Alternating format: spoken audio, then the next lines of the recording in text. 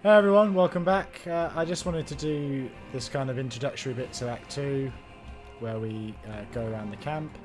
I also, before I started recording, I was just going through the inventory items and swapping around some people's items, and I accidentally cast a scroll of reduced person on myself, so we're tiny for a little bit. We'll grow bigger in a minute. But yeah, we're also going to do leveling up and mything ranks, but let's do some talking first. Storyteller. The old elf smiles when he hears your footsteps. Allow me to congratulate you on your victory, and on acquiring mythical powers capable of casting down the strongest of demons. I got the page you were looking for from the Grey Garrison. The storyteller carefully takes the page from your hands. His fingers touch the ancient letters gently, examining them lightly, following their lines. I see myself, young, energetic, able to see.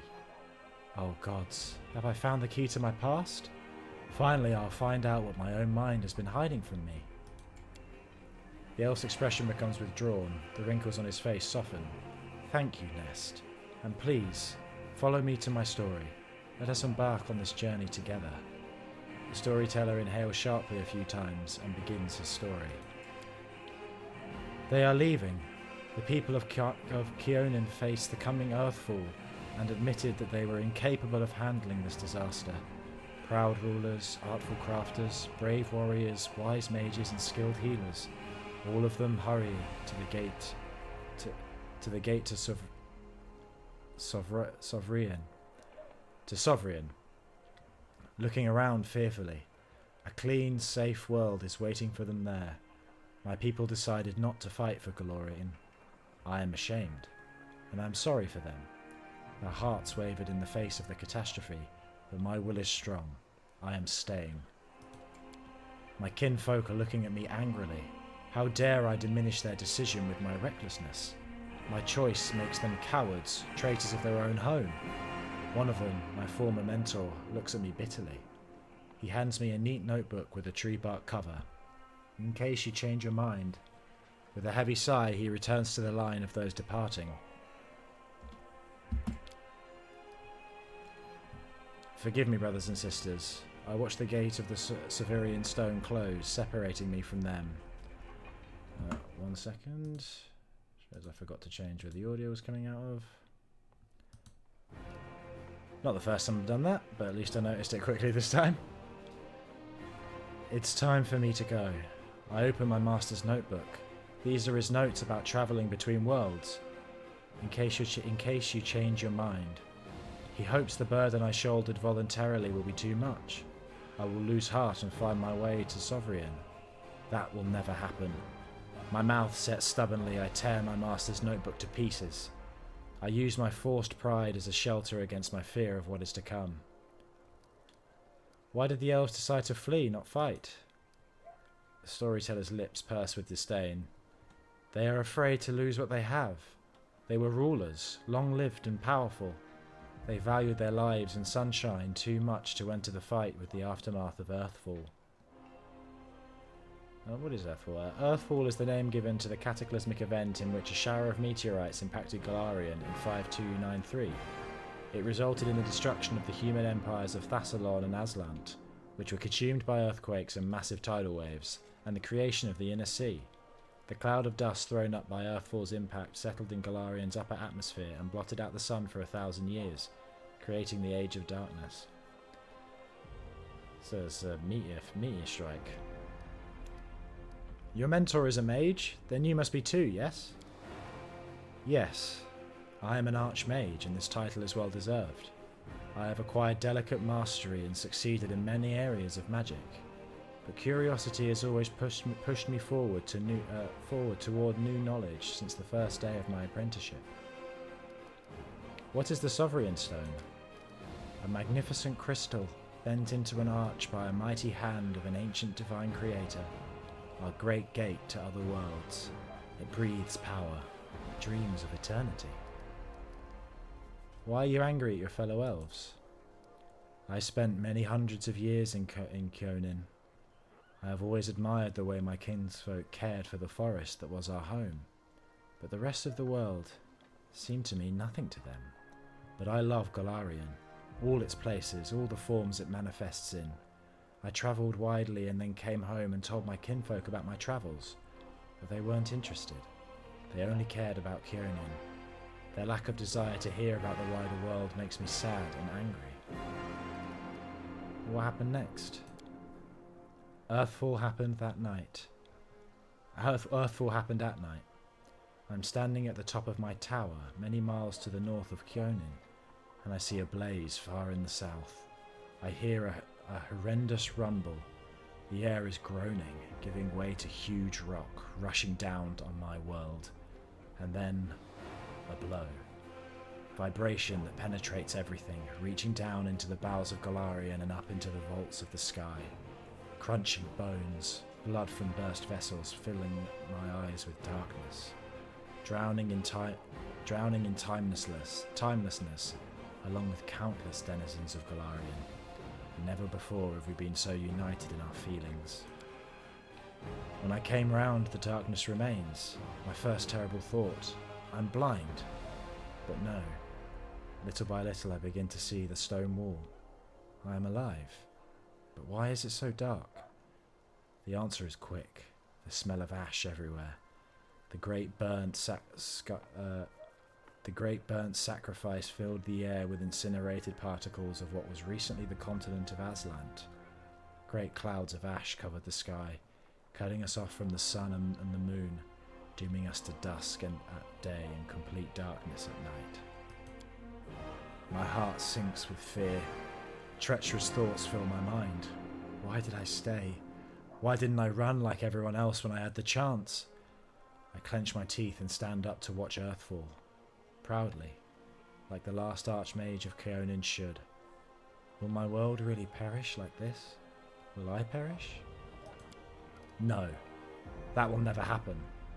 I am still alive and I can fight Earthfall in the darkness, not run from it in a blind panic like my kinfolk and my cowardly teacher. But what can I do? I will not stop the disaster. I will hardly be able to save empires from their destruction. What can I do? I am but one Archmage, powerful and weak at the same time. What is Earthfall? A disaster of untold proportions. An unborn planet dropped on Golarion by blind fate or someone's evil will. A blow so strong that the continent of Aslant is destroyed within moments, turned to ashes, wiped off the face of Golarion. In this burnt sacrifice, clouds of ash and dust are born, stealing our sun. Without the warmth of our star, the air cools, the soil is barren, dark creatures crawl out of their lairs to rule. And the most frightening thing? Without the sun, all hope dies in the heart. This is the age of darkness. What was that tower you mentioned? It is my retreat to the north of Kyonin, my home away from home, my observatory. From its top I watched the stars and, when they were correctly aligned, the other worlds as well. Here in the northern wastelands, I found the highest mountain and built a tower atop of it. On clear days I would see the mist over the lake of mists and veils in the east. That's how high I was. What are you going to do next? I don't know. I need to think. My opponent, Earthfall, is much stronger than me. Without noticing, the storyteller raises his voice to a shout. It is merciless. It does not simply destroy life. It kills an era, ending the greatest of Golarian civilizations. They will sink into oblivion, be forgotten as if they never existed. I need to think. The elf suddenly winces and is silent for a few moments as he calms his heavy breathing. Forgive me. I shouldn't have raised my voice. This story was much harder than many before it, most likely because I played the main role in it. It is so strange to see myself, feel the emotions tearing me up inside, those that I felt a long time ago, and not remember them. It's like I split. I became both storyteller and the main character. Too bad the story ended at that moment. Please, if you find other pages covered with ancient elven writings on your travels, bring them to me. I might be able to shed some light on my past, and we will find out how my story ended, and perhaps even why I forgot it. Tell me about Earthfall. Oh, it's just a repeat of the same story. We don't need to hear it all again. Thank you for your stories. Thank you for helping me remember them. Please examine the items I carry. Give the storyteller the broken buckle and the necessary materials. Restore this relic for me. The elf cautiously uncorks the vials and begins to work his enchantments. The essence evaporates, turning into light that streams into the buckle. The light thickens, becoming gold. The Covenant of the Inheritor. That is the name of this relic. This buckle once adorned the belt of a glorious knight from Mendev. It is the embodiment of a promise made to a young girl by a powerful deity. A promise that has changed much in the world. Item received, the Covenant of the Inheritor. When you touch the restored relic, a strange vision comes to you. It is as if you can see the events that happened to it in the past. A burning sensation spreads across your chest from the very spot where your mysterious wound sometimes opens. What is this? The influence of the storyteller's spells? Or is it something else? I had a vision. The old elf frowns. How strange. You are a remarkable mortal. No one has ever shared my visions before. What do you think caused it? Perhaps these things have something to do with your destiny, or the fate of someone related to you? I do not have an answer, only advice. Seek out such relics. Look for what links them all, and you will know the truth.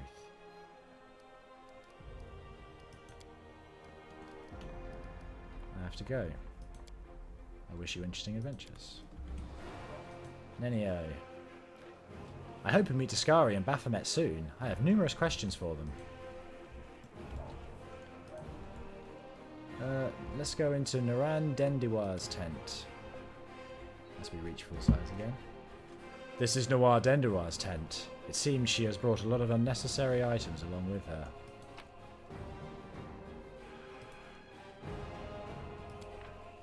Oh, and the secret of the Netherlands. She brought a lot of books with her. Alchemist vials. On the nature of the divine.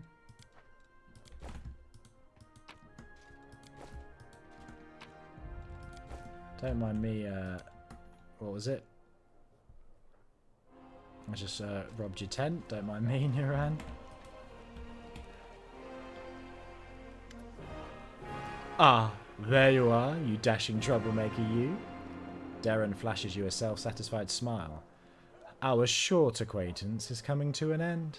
Very soon you will depart on your crusade, where you'll scrape by on horrible rations, struggle vainly to sleep amidst snoring soldiers, be rudely awoken by the freezing cold, and have to look upon the dour faces of self-righteous pricks, before you finally perish in the maw of some demon. I have a journey ahead of me too. I've just rented a sailboat in the south. I've also hired an excellent chef, and a host of other entertainments.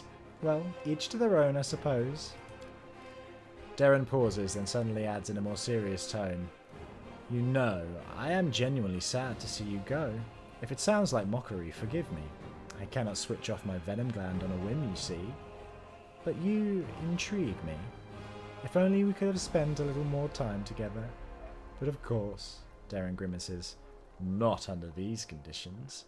Let the Crusaders and the demons have at each other. With any luck, they'll take this entire sanctimonious spectacle down with them.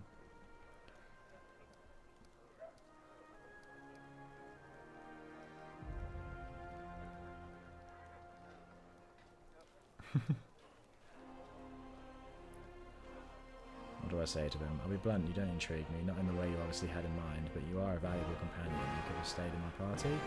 You know I would like it if you stayed. You intrigue me too. If you feel you don't belong here, go. But I'd like to see you again someday in the future to get to know you better. Yeah, let's be cool with Darren. If you feel you don't belong here, go. But I'd like to see you again someday in the future to get to know you better. You can throw a banquet for me to celebrate our victory in Drezen. What do you say? Victory in Drezen? Your optimism is so charming.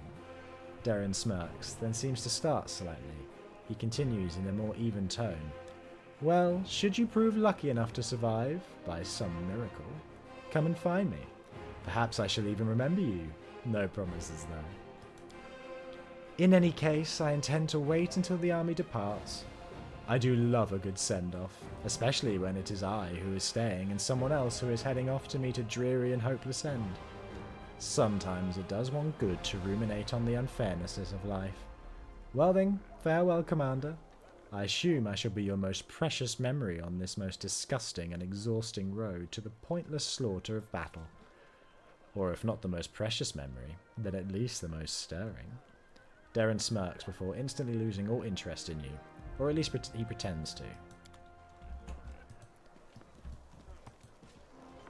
Something tells me we won't necessarily be losing Darren.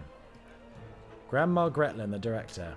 A well-dressed old dwarf is lecturing a motley company, shaking her ladle at them belligerently. Noticing you, she flings up her hands. Good afternoon, your commanderness.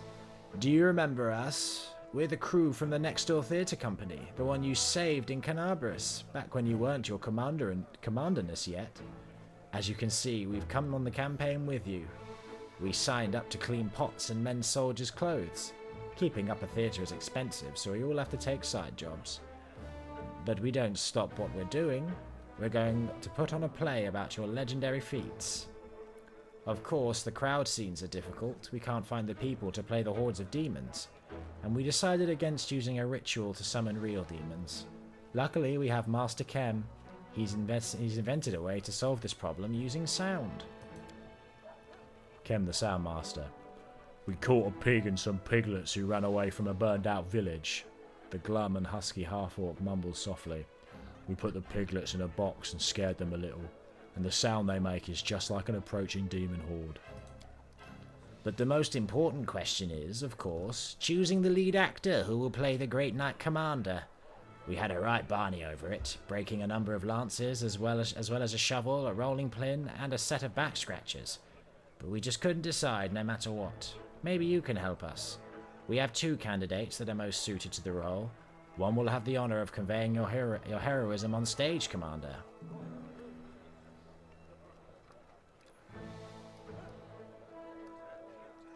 A Cyclops actor? He's completely tame, believe me. Has a few issues with articulation, but what a powerful physique. We'll make him a nice costume, wash him up, brush his hair.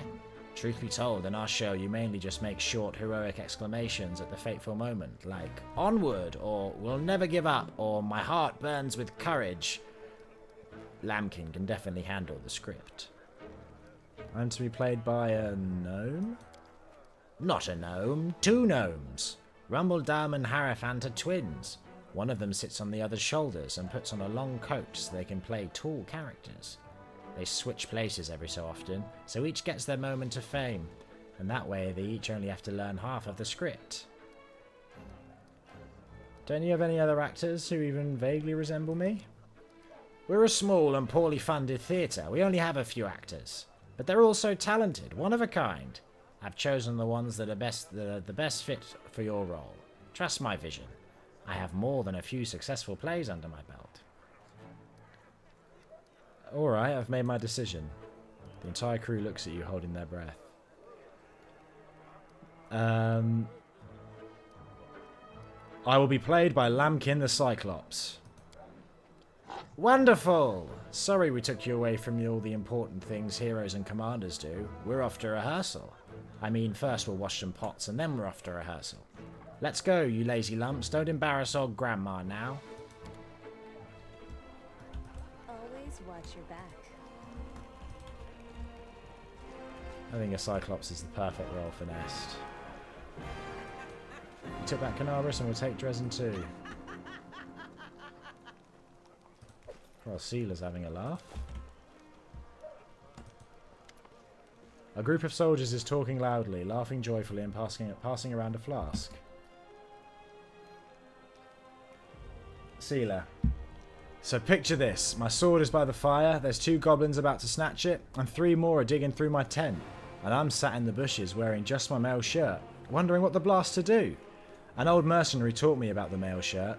You can't sleep in armour, but it's not so bad in mail, once you get used to it. Too bad no one told me not to go into the bushes without my sword. So what did you do?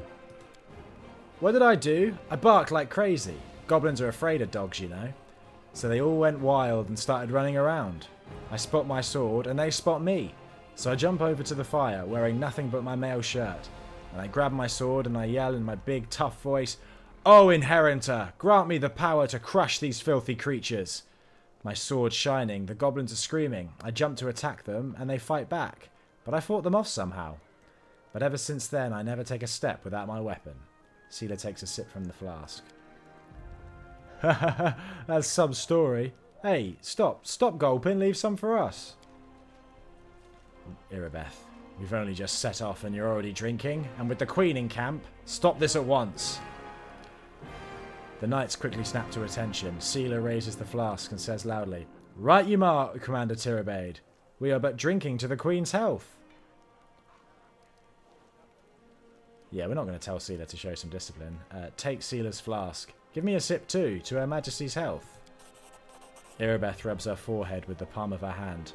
"Commander, are you sure this is the right way to train your soldiers?" "Never mind, it's your business." Yeah, drink up. We've got a long road ahead of us. There are the fighters that Her Majesty will... Too bad they're all only recruits, but that's alright. We'll bring them up to speed.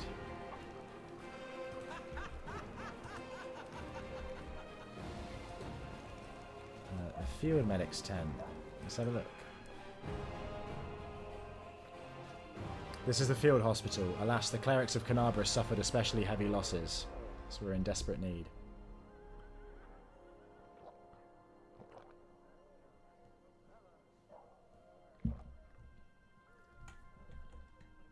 Dear lady, you've been standing here a long time. Would you like to help?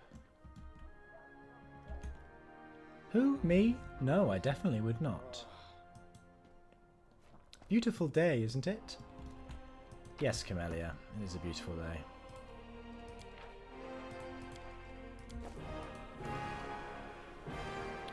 Visali Ramathus.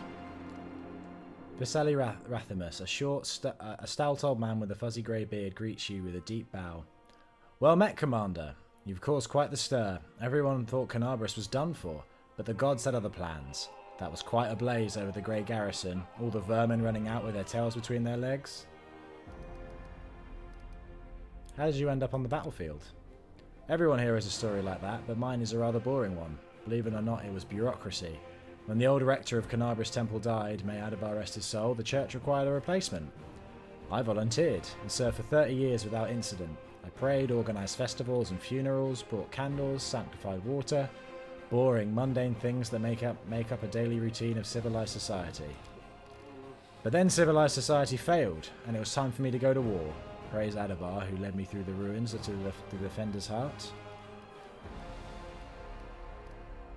We already asked him all this stuff in Canabras. Go, may Adabar protect you.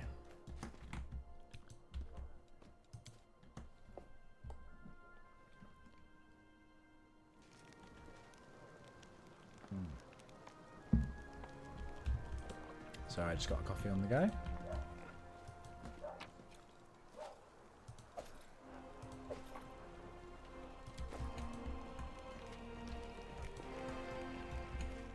Chapel tent. These are the Knights of Canabras, all that's left of the orders that were billeted in the city.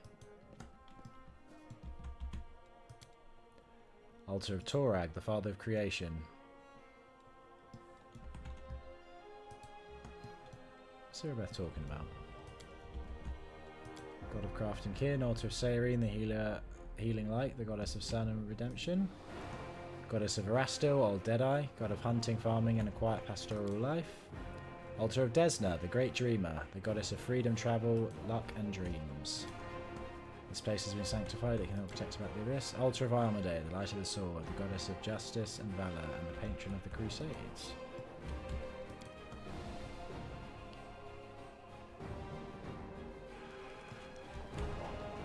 Careful now.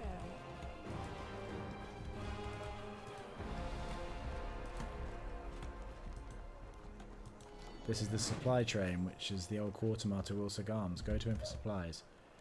Yes, yes, 3 cheers to the commander. Now answer my question. Where's the male shirts? According to the paperwork, we're supposed to have 50. I personally deposited the money for them in the army's treasury. The Queen is expecting you, Knight Commander. I shall not detain you. Oh, Holger Squirm and Wilson Garms are arguing. And why is there a hardtack in the barrels that were supposed to be filled with corned beef? I demand answers. Talk to Wilson Garms.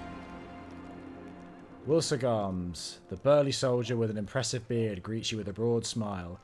Wilson Garms, the camp quartermaster, at your service. How may I be of help? Tell me about yourself.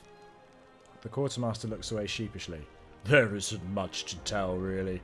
I was born in Canabris in a humble family. I got an education, taught myself to read and write, got drafted into the army and spent 3 years as a shield bearer in the first line. I left after I did my time and joined the Stonemasons Guild. Then moved on to the shipwrights and rose to a crew chief. Sailed to Iboria twice and returned with goods. Made some money, built a house. I haven't started a family yet. I think I will after we're done with this war.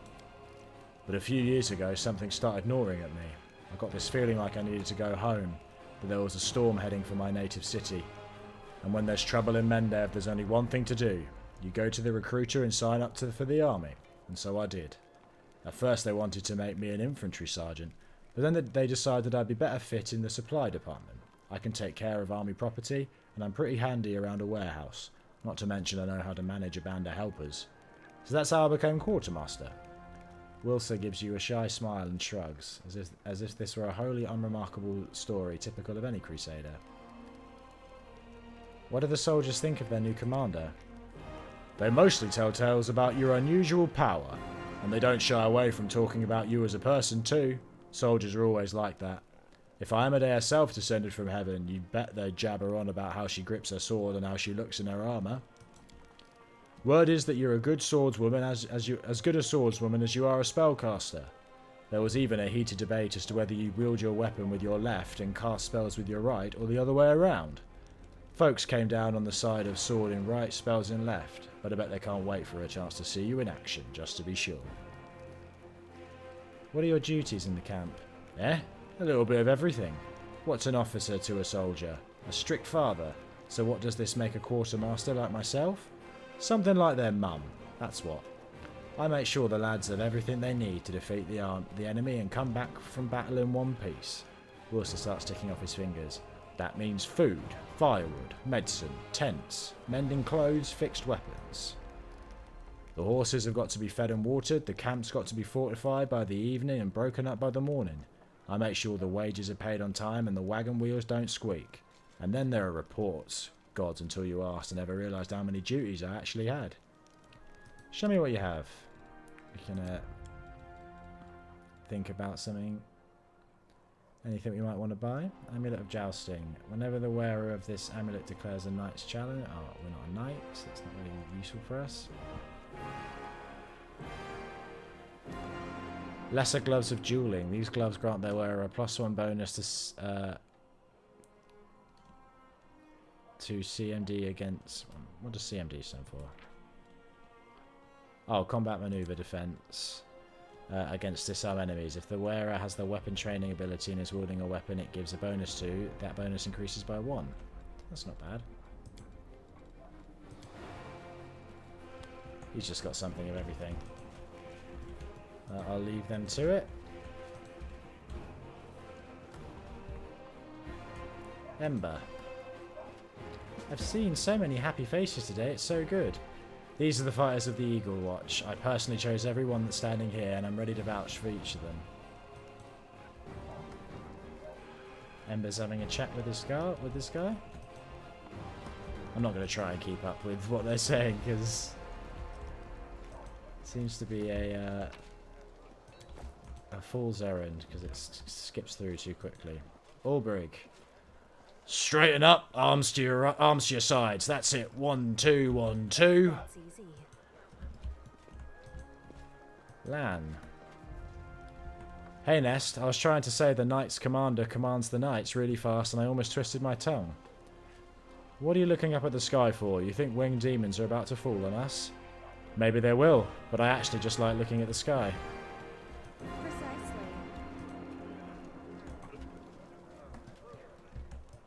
I think that might be everybody. Is there anything over here?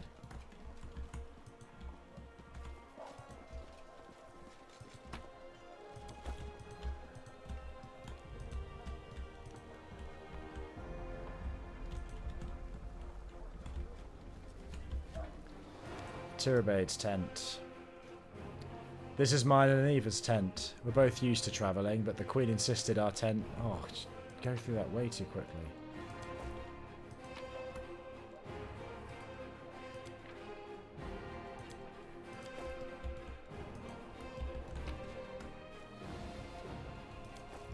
I'm robbing you blind, Irabeth.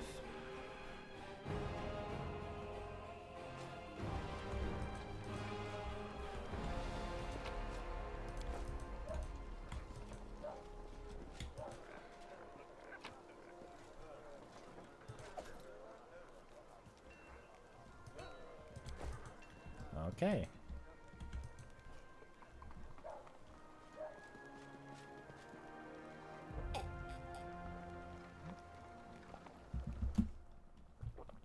Let's level up and let's do mythic progression first.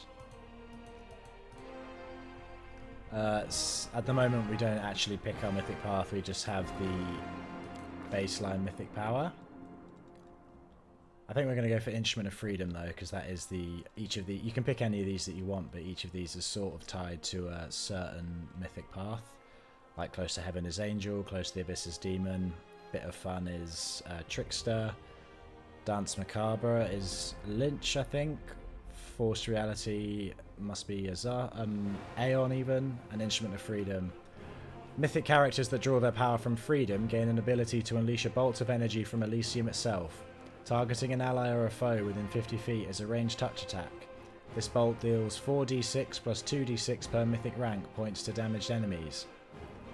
If used on allies, the bolt instead charges their attacks with weapons for 2+ mythic rank rounds.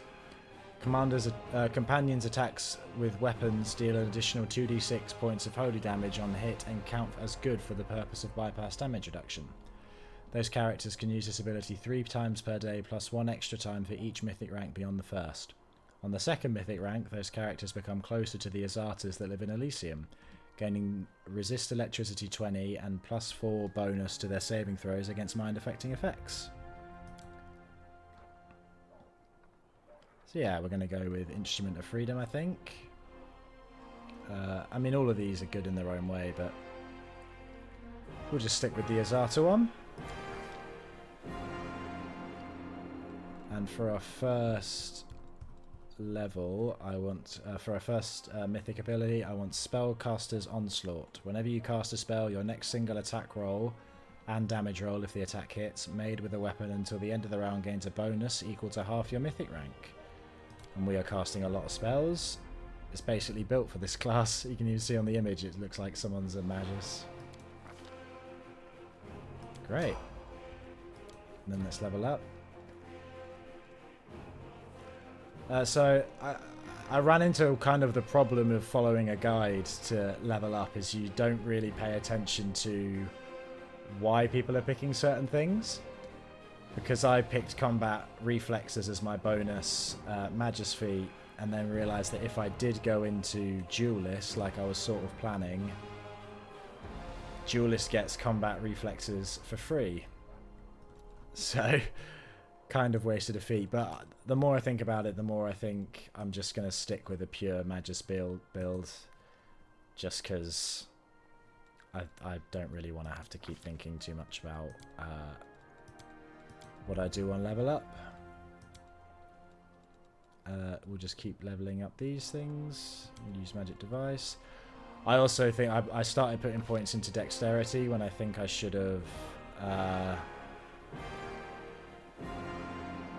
put them into intelligence on level ups. That was, I mean, I'll put one more into dexterity just because even numbers are worth more, but I'm sure, and then I'll put the rest into intelligence. What Magus bonus feat should I go for? or Magus Arcana even. Persistent attack. The Magus can expend 1 point from his arcane pool as a swift action, allowing him to anticipate his opponent's defense. Enemies are denied their dexterity bonus against the Magus attack. That's pretty good. Or Enduring Blade. Whenever the Magus enchants his weapon using his arcane pool, he may spend 1 additional point from his arcane pool reserve to increase the duration of the enchantment to 1 minute per Magus level. I mean, that's pretty good. And then we got the meta magics. Magus can cast 3 spells per day as if those spells are modified by the Empower spell feat. Extend the Magus cast. Extend. I want to see what the extend spell feat does. Feat abilities not tied to your race or class.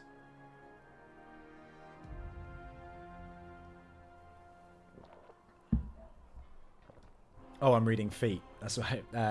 Extend spell. You can make your spells last twice as long. That doesn't seem as useful. What does reach magic do? Your spells go farther than normal. Well, we're at melee range.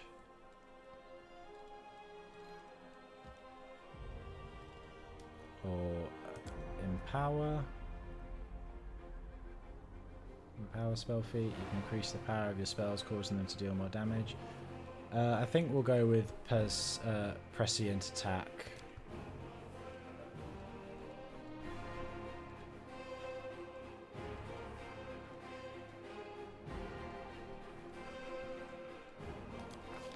Seems useful. We've got some more level 2 spells. Animal Aspect. You gain some of the beneficial qualities of an animal. Your base form is largely unchanged and your size isn't altered, but some of your body parts are altered. Gorilla, you get a +4 competence bonus to combat.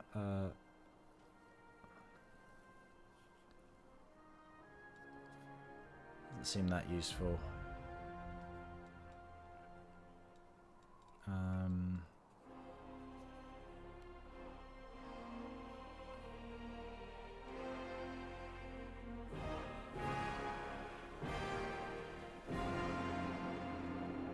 mean, none of these seem that useful. I think Animal Aspect is meant to be pretty good. Your hands and arms become dexterous like those of a simian. You gain a +4 competence bonus on... we don't really need that. I guess Gorilla is the most useful of those. Stone Cool. A rain of gravel and dirt. The only damage only occurs once. 2d6 points of bludgeoning damage on every creature in an area.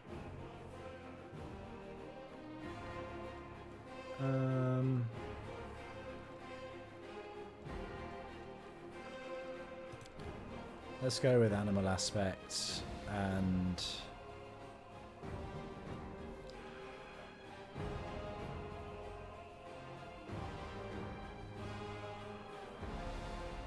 we don't really need Bull's Strength.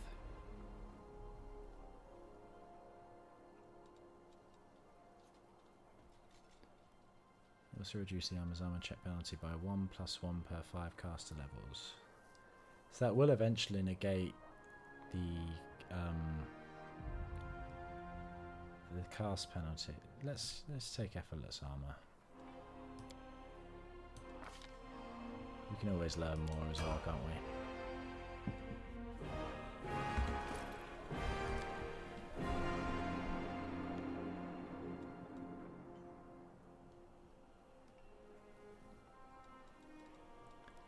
Nah.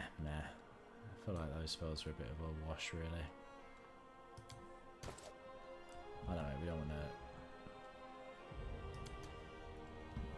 to do Nenio later, but let's do the characters we're using first. So with Darren, we are going to get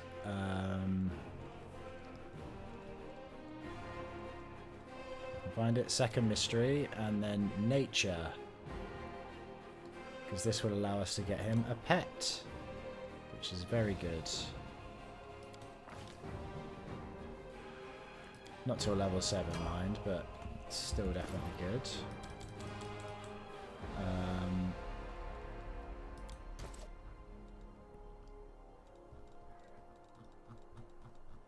We'll get abundant casting with Ember to increase her the amount of casting she can do.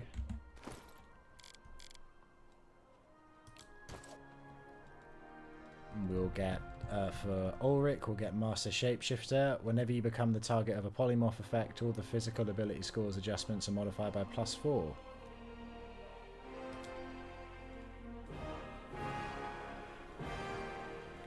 Which is basically perfect for him, because he's going to be changing into his Griffin a lot. With Woljif, we will get...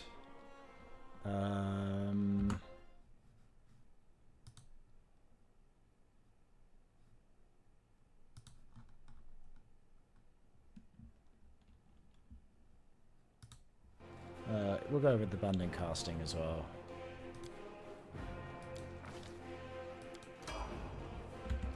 Can't hurt to have more spell slots. And with Lan, I mean, abundant key is probably useful.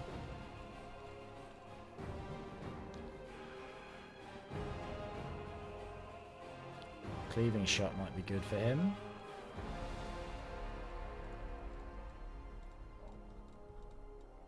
Ranging shots. Every time you miss an enemy with a ranged weapon attack, your aim improves, giving you a +1 bonus on attacks against the same enemy up to a maximum of your mythic rank. That's pretty good. The bigger they are, the easier they are to hit for your ranged weapon attacks. You gain a bonus to your attack rolls with ranged weapons equal to the penalty to AT the target receives from their size. All these are pretty good.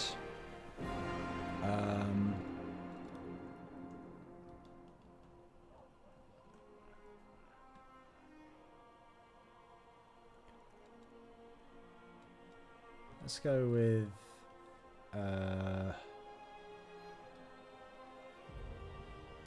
with abundant key for now. And we'll deal with these guys later, or I might even just level them up off camera, so I don't want to spend too much time leveling. But leveling up to level 6. Let's go. Yeah. Your religion, she's still the best at that.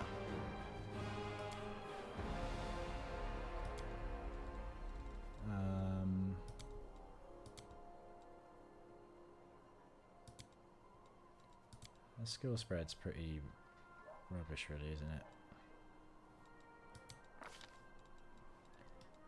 Then with Hex, we'll get Protective Luck, I think.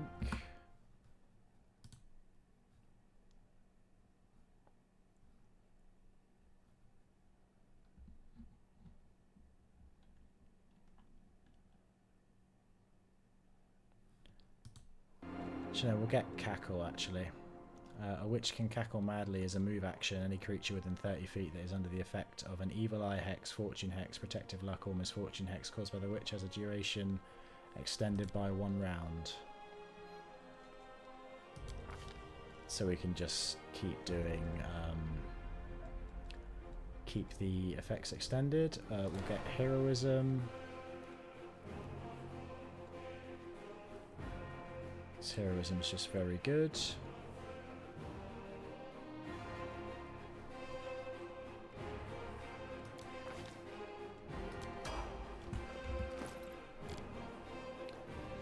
Darren.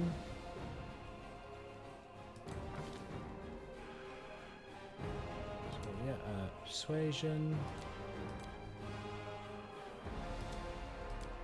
Knowledge Arcana, knowledge world.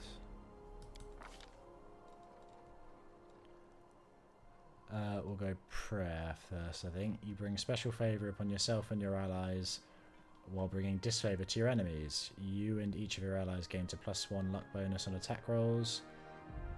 and damage rolls, etc., or your foes take a minus penalty on such rolls. So res very good.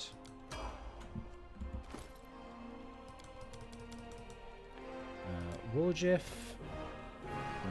Keep going in Vivisectionist for Warjiff. Oh yeah, this is a very important one because this gets us the infusion.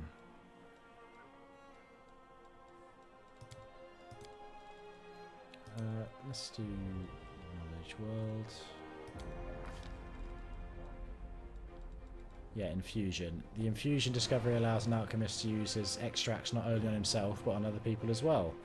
With this discovery, all alchemy extracts will behave exactly like spells with the same name when considering targets and range.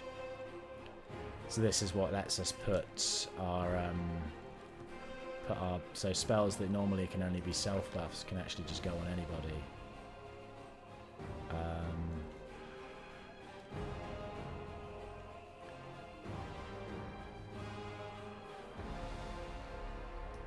Yeah, we'll take Stone Fist. Why not? 'Cause we can actually put that on Ulbricht, couldn't we? That might be useful. Ulbricht. It's just skills this level.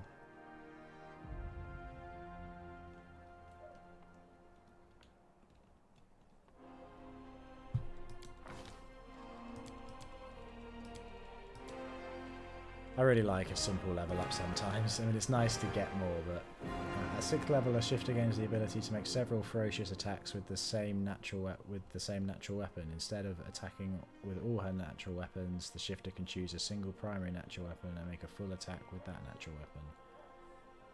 I don't really know if that's good or not, but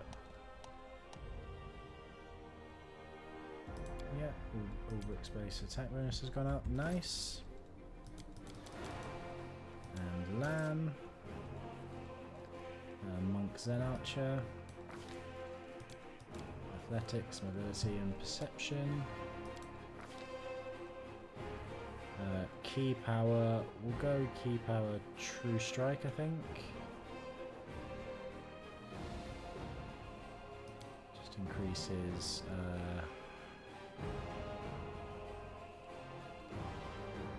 just increasing his accuracy. And a bonus feat. Improved precise shot. Your range attacks ignore anything but total concealment and cover. I think I'd prefer that to dodge or deflect arrows. I mean, we get a few bonus feats over the time, don't we? Yeah, let's go improve the precise shot now.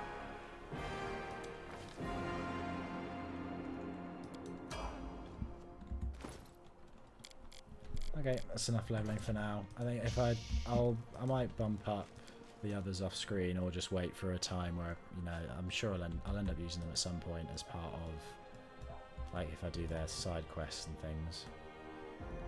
Queen Galfrey. The Queen greets you with a stare. She has dropped the pompous air with which she just announced the Fifth Crusade. The face of the ruler of Mendev appears calm and thoughtful. She has made her move and now awaits her opponent's reply.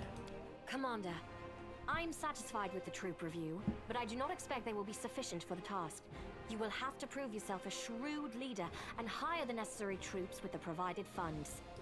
I have chosen a target for your campaign, and that target is Drezen, our lost outpost within the World Wound. The Sword of Valor was kept there, a banner that was once carried by Iomedae herself. Our greatest relic was lost when the city fell. I should make one thing clear from the start. The Sword of Valor is no mere symbol, but a powerful weapon against demons. The holiness of the banner weakens them and robs them of one of their most dangerous abilities, teleportation. A forced march to Drezen awaits you. The Sword of Valor is kept somewhere within the Citadel. The demons probably think it's a hunting trophy. Its recovery is just as important as retaking the city itself. I hope the task is clear. I'm sending 2 specialists to help you, along with the soldiers. A historian, Nura Denduar, and a cleric, Sozial Vainik. The Queen nods to the human man and the young halfling woman standing next to her. One of the famous inquisitors of the Church of Iomedae also wants to talk to you. The Honorable Leota, whom everyone calls Hawkblade. I do not wish to keep you, Commander. The matter I must discuss with you is extremely important, but it is not directly related to the Crusade. You no doubt wish to meet your new comrades and speak with Her Majesty. Therefore, I shall leave you now, but I ask that you seek me out in the camp at your earliest convenience. Hi! Listen, it's amazing here. It's like I'm in a ballad. There's knights in shining armor, deadly dangers, glorious feats. We are going to show those demons!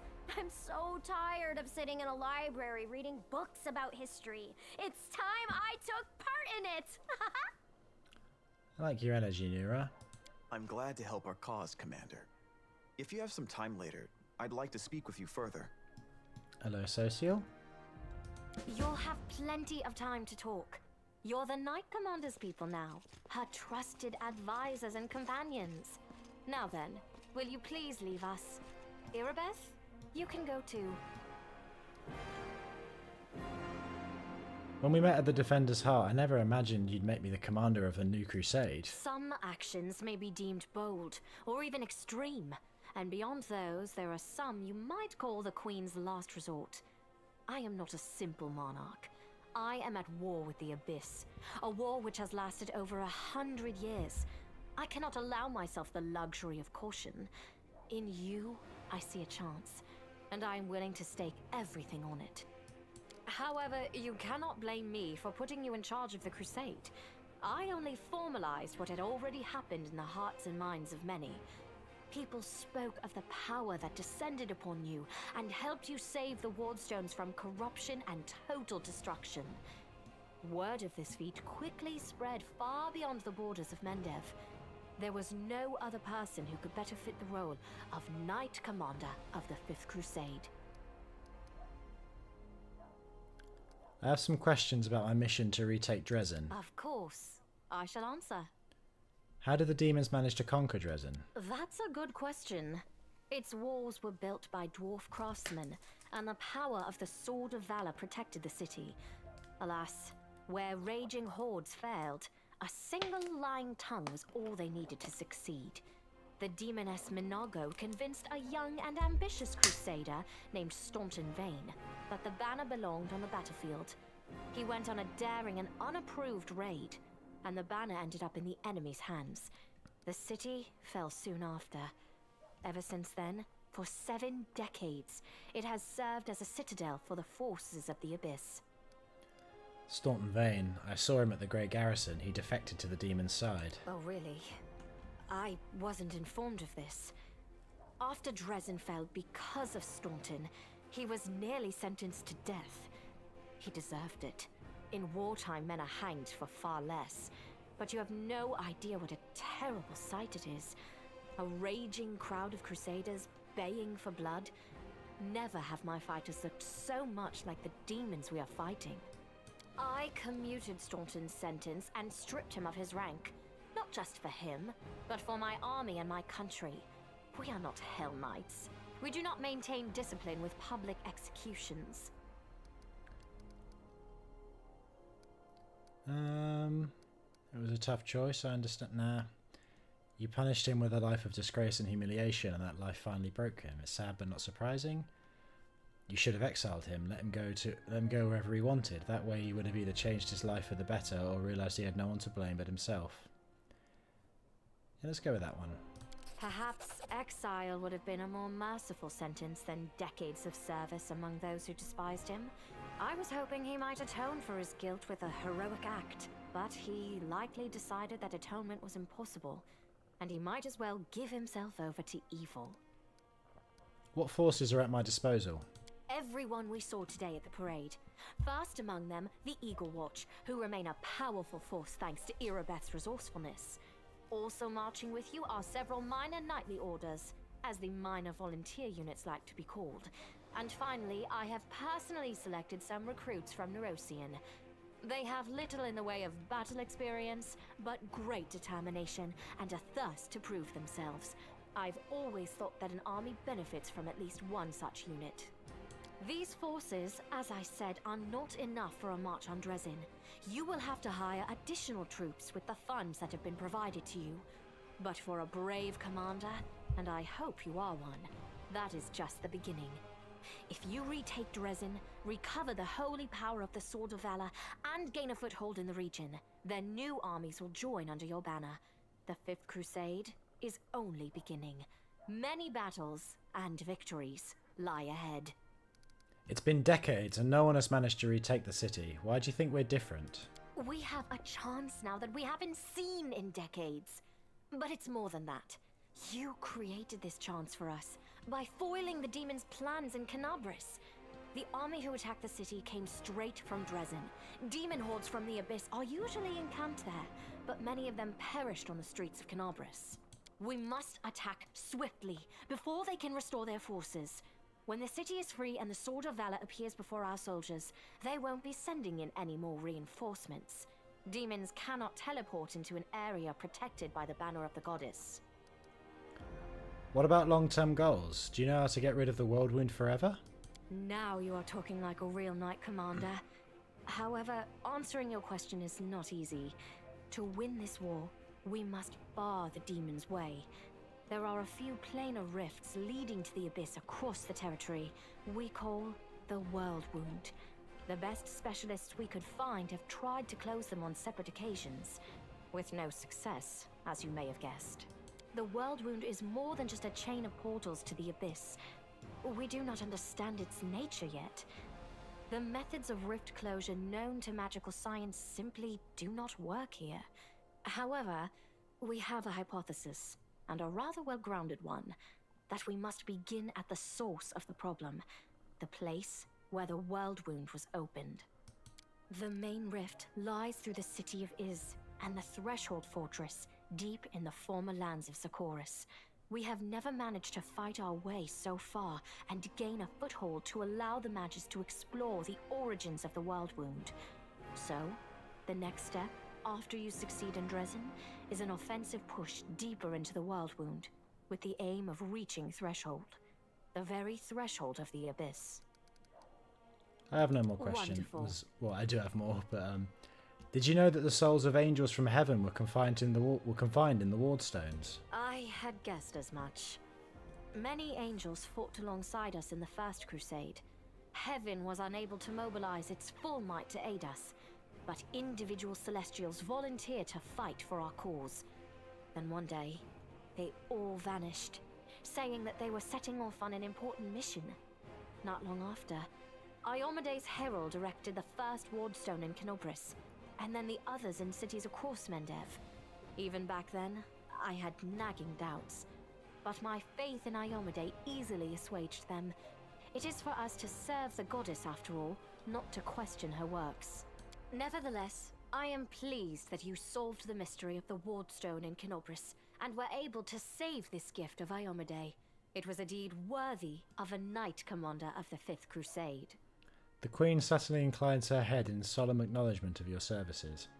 So I guess that's the explanation as to why, we're fighting demons, but we haven't got any, angels and that on our side, is they all were shoved inside the wardstone. You should know I received an unusual gift in the caves beneath Canabris. In a vision I saw the death of an angel called Lariel. Somehow he was able to grant me the ability to reveal the light of heaven. Lariel. I knew him. He disappeared shortly before the World Wound grew, and Drezen fell into the enemy's hands. In the chaos, we had more important concerns than investigating the fate of a single angel, even one so righteous and beloved as Lariel. And afterward, matters took a turn for the worse. The angels left us to go on this special mission. It is so strange to hear the names I used to hear when I was young, like getting a message from the past. It is sad news, but it brings me back to the times when we strongly believed in our victory, and we rushed headlong toward it without fear. Could it be that such times have come again? A smile, kind and sad, crosses the Queen's face. Show the Covenant of the Inheritor. Do you remember this? I thought this relic was destroyed many years ago. How Don't know why it strange didn't it load is there. to see it whole again. At one time, it gave me hope. I am pleased that this object will serve the Crusade once more. The Queen's eyebrows shoot up in surprise. Queen Galfrey's hand twitches as if trying to reach for the relic of its own accord, but the Queen is still for the moment. I had a vision of Iomedae giving her covenant to you. I was young and did not fully understand the magnitude of the duty that had been entrusted to me. Iomedae gave me hope and strength to see me through the trials ahead, and in so doing, she won my everlasting loyalty. Do you still remember the oath you swore in battle? Always. No matter how arduous, no matter how dark the skies, no matter how much blood flows from my wounds, I shall stand with you. We shall fight for our loved ones and our friends, for the right to live and die free. We shall do everything we possibly can, and after that, we shall begin to do the impossible. And if the hour should come when our arms can no longer raise our swords, our bodies will become a shield to cover those who still have strength to fight. I, Galfrey, Queen of Mendev, swear this to you. This is my vow. You withstood a blow from Aureli Vorlesh in that battle. I would proudly declare that to be true, and say that even Aureli Vorlesh could not kill me on her first attempt. But to do so would be boasting. I was protected by my goddess. However, I was glad to see that, no matter how great the betrayer of humanity's power, it is nothing as compared to Iomedae's might. I should have checked actually what the Covenant of the Inheritor does, because I don't know if I want to give it away or not. Yeah, I think Nest isn't that fussed about Iomedae really anyway, so maybe for role-playing reasons we'll hand it over. Although maybe this is... nah, we'll do it. Please take this gift. The Covenant of the Inheritor should belong to you.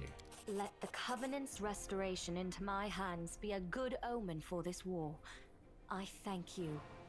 I shall ask the priests to offer prayers for you, that Iomedae may send you strength and fortitude in the coming battles. And what are you going to do? Overlooking a spot of insubordination just at the moment. However, I shall answer you. I shall prepare the defenses at Nerosian and all the other border cities and plan the future of the Fifth Crusade. Does that satisfy your curiosity, Knight Commander? My queen, I'd ask you to remain with us. The Drezen campaign is the hope of the Crusade, and the blessing of Iomedae that you carry may be decisive in this battle. What is this I hear? A polite attempt to appeal to the conscience of an old sovereign? I don't know if you realize what you're suggesting. If our enemies in the depths of the wound were to discover that I was with your army, they would immediately send their most vicious demons to attack. They would stop at nothing to be rid of me, and thereby sow chaos across Mendev. I guess that's a fair point. You are right. I shouldn't be sitting it out in the rear.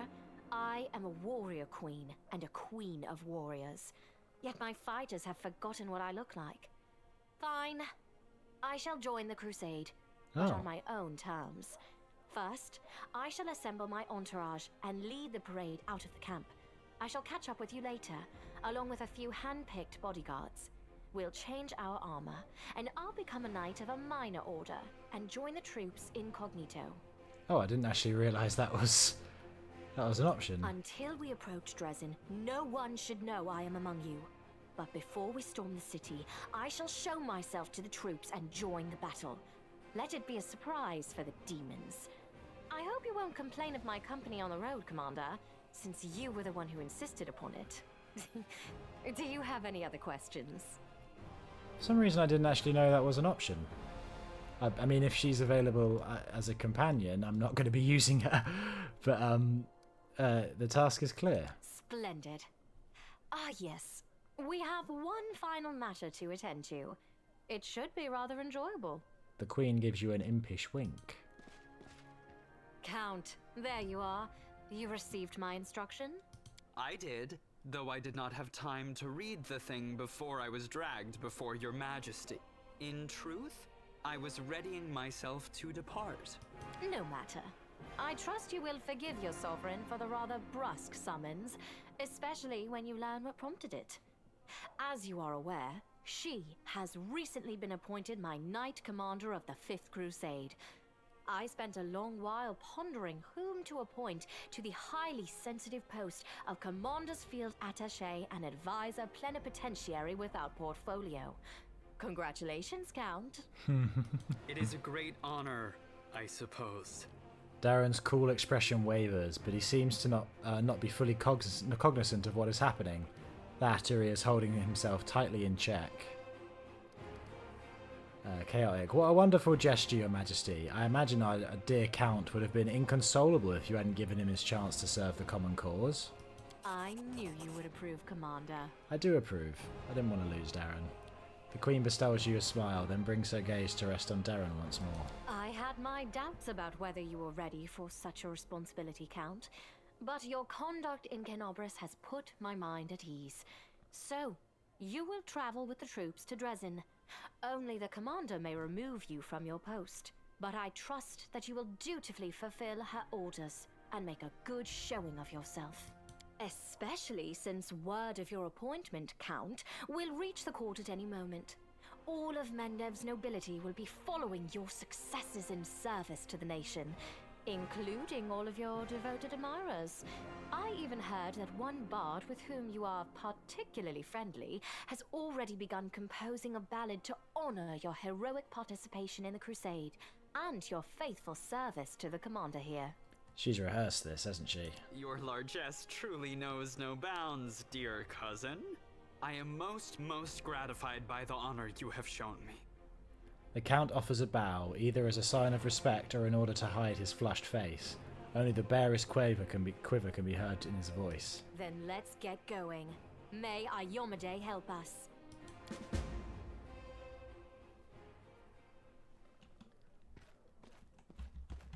Okay, I'm going to leave it there. We'll go and do the last bits of talking around camp and then get started with Act 2 and the Fifth Crusade to recapture Drezen. If you want to follow this series, subscribe. I'll be putting videos up every few days. I'll be putting a few videos up every day, sorry. And leave a like and a comment if you're feeling generous. Thank you. See ya.